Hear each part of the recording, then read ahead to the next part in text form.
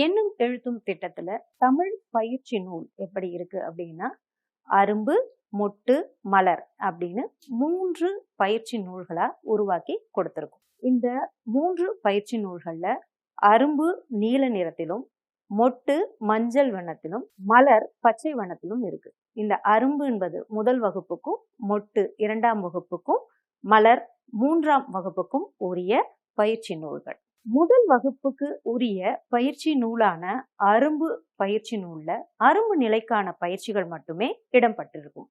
அதே போல 2ஆம் வகுப்பில் குழந்தைகள் 2 நிலைகள்ல இருப்பாங்க அப்படிங்கிறத கணக்கில் கொண்டு அரும்பு மொட்டு நிலைக்கான பயிற்சிகள் தனித்தனியே உள்ளே வழங்கப்பட்டு இருக்கிறது. 3ஆம் வகுப்பிற்கும் குழந்தைகள் 3 நிலைகள் அரும்பு மொட்டு மலர் நிலைகள்ல இருப்பாங்க அப்படிங்கிறத கணக்குல எடுத்துக்கிட்டு அரும்பு மொட்டு மலர் நிலைக்கான பயிற்சிகள் 3ஆம் வகுப்பு பயிற்சி நூல்ல கொடுக்கப்பட்டிருக்கிறது.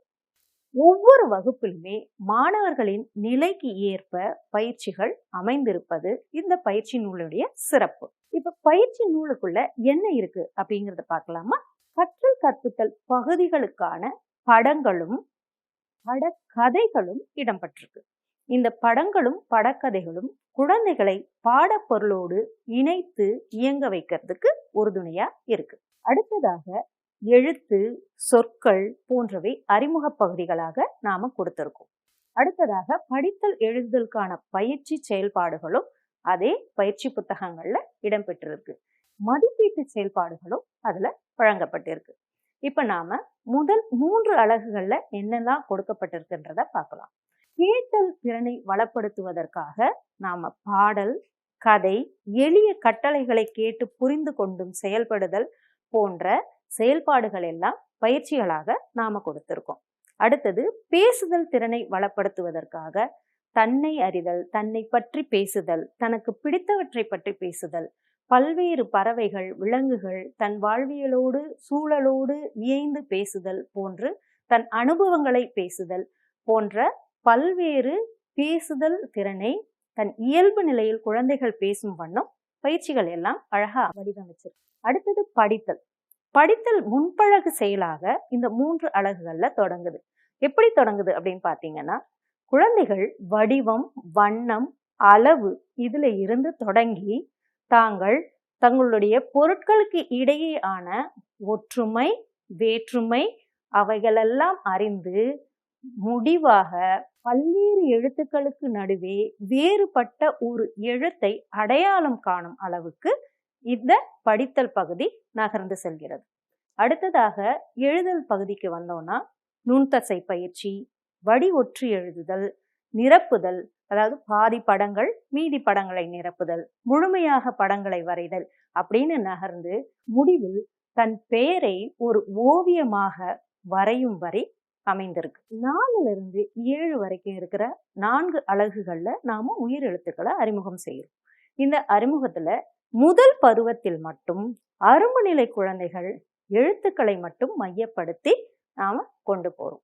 அடுத்து மொட்டு நிலையில் இருக்கின்ற குழந்தைகளுக்கு, அதாவது மொட்டு நிலை என்பது 2ஆம் வகுப்பு, அந்த 2ஆம் வகுப்புல அரும்பு நிலை குழந்தைகள் எழுத்துக்களுக்கும், அடுத்து மொட்டு நிலையில் இருக்கும் குழந்தைகள் எழுத்துக்களோடு இணைந்து சொற்களையும் பயிற்றுவிக்கும் விதமாக பயிற்சிகள் அமைந்திருக்கு. அடுத்ததாக மலர்நிலை. இந்த மலர்நிலையில அரும்பு நிலைக்கு உரிய எழுத்துக்களும், மொட்டு நிலைக்கு உரிய சொற்களும், மலர் நிலைக்கு உரிய கூடுதல் சொற்கள் மற்றும் சிறு தொடர்கள் அப்படின்னு இந்த பயிற்சி புத்தகம் முழுமையும் இது போல பயணம் செய்து வச்சிருக்கோம். அடுத்ததாக அலகு 8. இந்த அலகு 8 என்பது ஒரு புதிய பாட வடிவம்னே சொல்லலாம். இந்த வடிவத்துக்குள்ள நாம என்ன கொண்டு வந்திருக்கோம் அப்படின்னா, சொற்களை படித்தல். குழந்தைகள் சொற்களை எழுத்துக்களோடு இணைத்து படிக்காம சொல் ஓவியங்களாக மனதிற்குள் கொண்டு செல்லும் விதமாக இருக்கு. இதுல பயிற்சிகள் எப்படி இருக்குன்னா, சொல்லுக்குள் இருந்து புதிய சொற்களை கண்டுபிடித்து படிக்கிறது, ஒலியை வைத்து 2 சொற்களை இணைத்து புதிய ஒரு சொல்லை உருவாக்கும் விதமாகவும் கொண்டு போயிருக்கும். அலகு 9லிருந்து 11 வரைக்கும் நாம மெய் எழுத்துக்களை மையப்படுத்தி பயிற்சி நூல்கள் அமைச்சிருக்கோம். இதுல அரும்பு நிலைக்கு எழுத்துக்களையும், மொட்டு நிலைக்கு எழுத்துக்கள் மற்றும் சொற்களையும், மலர் நிலைக்கு எழுத்துக்கள், சொற்கள், கூடுதல் சொற்கள், சிறு தொடர்களையும் இணைச்சு இந்த பயிற்சி புத்தகத்துல கொடுக்கப்பட்டிருக்கிறது. இது மட்டும் இல்லாம கூடுதலாக மலர்நிலை பயிற்சி புத்தகத்துல வருணனை, ஒருமை பன்மை, உணவு பொருள் போன்ற திறன் அடிப்படையிலான பாடங்களும் அதுல இணைச்சு அதுக்குரிய பயிற்சிகளும் கொடுக்கப்பட்டிருக்கு. அடுத்ததாக அலகு 12. இந்த இறுதி அலகுல குழந்தைகள் கிட்ட முடிவெடுக்கும் திறனை வளர்த்தல், பொறுப்பேற்றல் திறன் வளர்த்தல், சூழலை எவ்வாறு கையாள்வது போன்ற பயிற்சிகளையும் நம்முடைய பயிற்சி புத்தகத்துல நிலை வாரியாக கொடுக்கப்பட்டிருக்கிறது. அடுத்ததாக இந்த பயிற்சி நூல்ல நான் கற்றவை பகுதியும் இடம்பெற்றிருக்கு. இந்த நான் கற்றவை பகுதி 5, 7, 11 அலகுகளின் இறுதியில கொடுக்கப்பட்டிருக்கு. இந்த நான் கற்றவை பகுதியை நாம வளரறி மதிப்பீட்டிற்கு பயன்படுத்திக்கலாம். அரும்பு நிலையில உள்ள குழந்தைகள் எழுத்தை படிக்கவும் எழுத்தை எழுதவும் பயிற்சிகள் கொடுக்கப்பட்டிருக்கு. இது மொட்டு நிலையில இருக்கிற குழந்தைகள், மலர் நிலையில இருக்கிற குழந்தைகளுக்கு எழுத்து, சொற்கள், கூடுதல் சொற்களை படிக்கவும் எழுதவும் பகுதிகள் கொடுக்கப்பட்டிருக்கு. இந்த பகுதிகளை முடித்த குழந்தைகள் அடுத்து உள்ள பயிற்சியில் உள்ள சொற்களை கண்டறிந்து எழுதும் வண்ணமா மொட்டு நிலைக்கும் மலர் நிலைக்கும் கொடுக்கப்பட்டிருக்கு. இந்த முதல் 2 பயிற்சிகள் எழுத்து சொல்லை படித்தலும் எழுத்து சொல்லை எழுதுதலிலும் எங்கு இடர்பாடு இருக்கிறது என்பதை ஆசிரியர்கள் எளிமையாக புரிந்து கொள்ள இந்த பகுதி மிகவும் பயனுள்ளதாக இருக்கும். இந்த பகுதியில் குழந்தைகள் இடர்பாடு உள்ள இடங்களை கண்டறிந்து குறைதீர் கற்பித்தலை ஆசிரியர்கள் தாங்களேவும் உருவாக்கலாம் அல்லது ஆசிரியர் கையேட்டில் இணைப்பு பகுதியில் கொடுக்கப்பட்டுள்ள குறைதீர் கற்பித்தல் செயல்பாடுகளையும் பயன்படுத்தி குழந்தைகளுக்கு குறைதீர் கற்பித்தலை நிகழ்த்தலாம். இந்த பயிற்சி நூல்ல குழந்தைகள் ஆர்வத்தோடையும் ஈடுபாட்டோடையும் செயல்படுவதற்காக அமைக்கப்பட்டிருக்கும் பயிற்சிகள் அனைத்துமே புதிர் வகையாகவோ கண்டுபிடித்து செய்யும் வகையிலோ அமைக்கப்பட்டிருக்கிறது இதோடைய சிறப்பு. அது மட்டும் இல்லாம குழந்தைகள் குழுவாகவும் தனியாகவும் இணையாகவும் செயல்படும் வண்ணம் பயிற்சிகள் அமைக்கப்பட்டிருக்கு. இந்த பயிற்சிகளை எப்படி நாம தெரிஞ்சுக்கலாம் அப்படின்னா, எடுத்துக்காட்டா வரைவேன் அப்படின்னு தலைப்பு இருந்தா குழந்தை தனியாக செய்யணும் அந்த செயல்பாட்டை.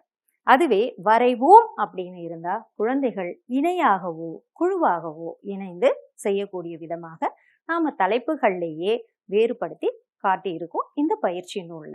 அடுத்ததாக இந்த பயிற்சி நூலுடைய சிறப்பு அம்சமா நாம என்ன சொல்ல போறோம் அப்படின்னா, இப்போ ஒரு குழந்தை 3ஆம் வகுப்புல இருக்கு அப்படின்னா அந்த 3ஆம் வகுப்பு குழந்தை அரும்பு நிலையிலோ மொட்டு நிலையிலோ மலர் நிலையிலோ இருக்கலாம். ஆனால் அந்த மலர்நிலை பயிற்சி நூல்ல அரும்புக்கு உரியதும் மொட்டுக்கு உரியதும் மலருக்கு உரியதுமான பயிற்சிகள் வழங்கப்பட்டிருந்தால குழந்தை எந்த நிலையில இருந்தாலும் அந்த நிலைக்குரிய பயிற்சிகளை செய்யும் விதமாக இந்த பயிற்சி நூல் அமையப்பட்டிருக்கு. இதுதான் இந்த பயிற்சி நூலுடைய சிறப்பு.